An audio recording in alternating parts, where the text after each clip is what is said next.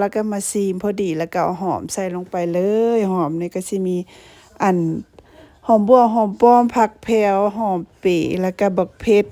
ข่าต่ำแล้วก็หัวสิงไคเผ็ดดิบซอยเนาะสำหรับหอมเพิ่นมาซาวๆๆให้เข้ากันแล้วก็เป็นอันว่าเรียบร้อยก้อยเฮาในมื้อนี้ก็แซ่บๆไปเลยปลาสดๆใหม่ๆพี่น้องเฮ็ดก้อยมันแซ่บมันเด้งมันดึงหอมๆแซ่บๆ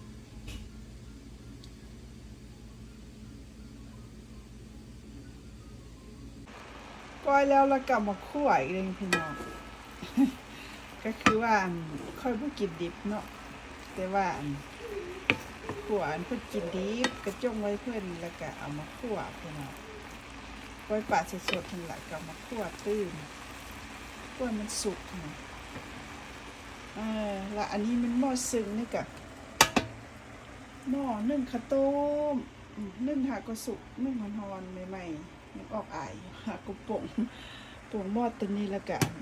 มาคั่วกล้วยนี่พี่น้องคั่วกล้วยป่า